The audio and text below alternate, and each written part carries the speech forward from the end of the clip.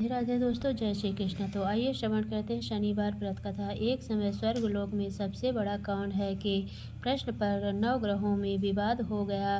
विवाद इतना बढ़ गया, परस्पर भयंकर युद्ध की स्थिति बन गई। निर्णय के लिए सभी देवता देवराज इंद्र के पास पहुँचे और बोले, हे देवराज इंद्र, आपको निर्णय करना होगा कि हम में से सबसे बड़ा कौन है। देवताओं का प्रश्न सुनकर देवराज इंद्र उलझन में पड़ गए।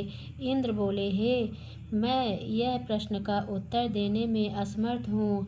हम सभी पृथ्वीवासी उज्जैनी नगरी में राजा विक्रमादित्य के पास चलते हैं। देवराज इंद्र सहित सभी ग्रह देवता उज्जैनी नगरी पहुँचे। महल में पहुँचकर जब देवताओं ने उनसे अपना प्रश्न पूछा तो राजा विक्रमादित्य भी कुछ देर के लिए परेशान हो उठे, क्योंकि सभी देवता अपनी अपनी शक्तियों के कारण महान थे। किसी को भी छोटा या बड़ा कह देने से उनके क्रोध के प्रकोप से भयंकर हानि पहुंच सकती थी। अचानक राजा विक्रमादित्य को एक उपाय सूझा और उन्होंने विभिन्न धातुओं स्वर्ण, रजत, चांदी, कांसा, ताम्र, तांबा, शीशा, रांगा, जस्ता, अभ्रक व लोहे के 9 आसन बनाए। धातुओं के गुणों के अनुसार सभी आसनों को एक दूसरे के पीछे रखवाकर उन्होंने देवताओं को अपने अपने सिंहासन पर बैठने को कहा।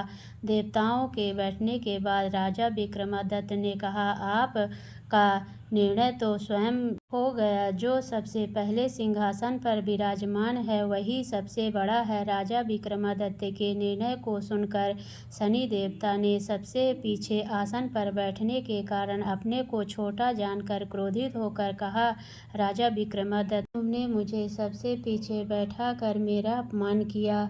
तू मेरी शक्तियों को से परिचित नहीं है। मैं तुम्हारा सर्वनाश कर दूंगा। शनि ने कहा, सूर्य एक राशि पर 1 महीने, चंद्रमा 2.25 महीने, मंगल 1.5 महीने, बुध और शुक्र 1 महीने, बृहस्पति 13 महीने रहते हैं, लेकिन मैं किसी राशि पर 7.5 वर्ष 7.5 तक रहता हूँ। बड़े बड़े देवताओं को मैंने अपने प्रकोप से पीड़ित किया है। राम को 7.5 के कारण ही वन में जाकर रहना पड़ा और रावण को 7.5 के कारण ही युद्ध में मृत्यु का शिकार बनना पड़ा। राजा, अब तो भी मेरे प्रकोप से नहीं बच सकेगा। इसके बाद अन्य ग्रहों के देवता तो प्रसन्नता के साथ चले गए, परंतु शनि देव बड़े क्रोध के साथ वहां से विदा हुए। राजा विक्रमादित्य पहले ग्रह ही न्याय करते रहे। उनके राज्य में सभी स्त्री पुरुष बहुत आनंद से जीवन यापन कर रहे थे। कुछ दिन ऐसे ही बीत गए। इधर शनि देवता अपने अपमान को भूले नहीं थे।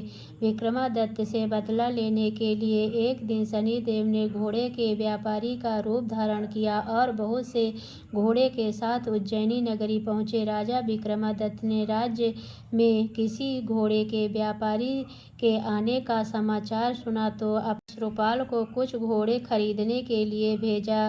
घोड़े बहुत कीमती थे। अश्रुपाल ने जब वापस लौटकर इस संबंध में बताया तो राजा विक्रमादित्य ने स्वयं आकर एक सुंदर व शक्तिशाली घोड़े को पसंद किया। घोड़े की चाल देखने के लिए राजा उस घोड़े पर सवार हुए तो वह घोड़ा बिजली की गति से दौड़ पड़ा। तेजी से दौड़ता घोड़ा राजा को दूर एक जंगल में ले गया और फिर राजा को वहां गिरा कर जंगल में कहीं गायब हो गया। राजा अपने नगर को लौटने के लिए जंगल में भटकने लगा, लेकिन उन्हें लौटने का कोई रास्ता नहीं मिला। राजा को भूख प्यास लग आई। बहुत घूमने पर उसे एक चरवाहा मिला।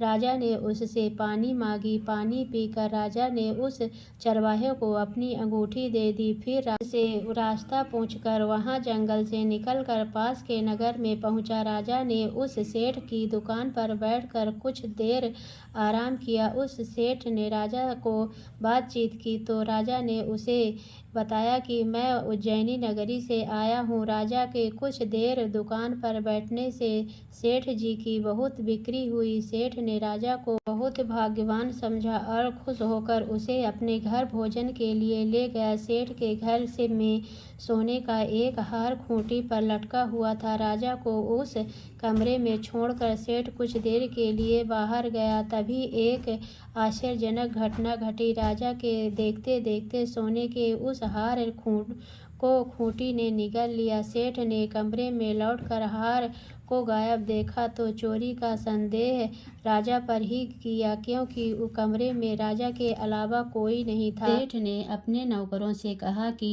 इस परदेशी को रस्सियों से बांधकर नगर के राजा के पास ले चलो। राजा ने विक्रमादित्य से हार के बारे में पूछा तो उसने बताया कि उसके देखते ही देखते खूंटी ने हार को निगल लिया था।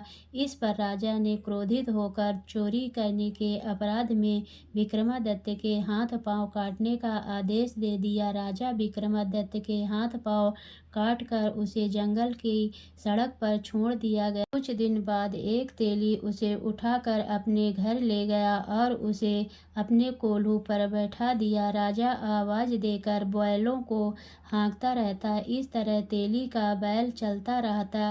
राजा को भोजन मिलता रहा। शनि के प्रकोप की 7.5 पूरी होने पर वर्षा ऋतु प्रारंभ हुई। राजा विक्रमादित्य एक रात मेघ मल्लाह गा रहा था, तभी नगर के राजा की लड़की राजकुमारी मोहिनी रथ पर सवार उस तेली के घर के पास से गुजरी। उसने मेघधार सुना तो उसे बहुत अच्छा लगा और दासी को भेजकर गाने वाले को बुला लाने को कहा। दासी ने लौटकर राजकुमारी को अपंग राजा के बारे में सब कुछ बता दिया। राजकुमारी उसके मेघमल्लाह के से बहुत मोहित हुई, अतः उसने सब कुछ जानकर भी अपंग राजा के साथ विवाह करने का निश्चय किया। राजकुमारी ने अपने माता पिता से जब यह बात कही तो वे हैरान रह गए। रानी मोहिनी को समझाया, बेटी तेरे भाग्य में तो किसी राजा की रानी होना लिखा है, फिर तू उस अपंग से विवाह करके अपने पांव पर कुल्हाड़ी क्यों मार रही है। राजकुमारी ने अपने जिद नहीं छोड़ी। अपनी जिद पूरी करने के लिए उसने भोजन करना छोड़ दिया और प्राण त्यागने का निश्चय कर लिया।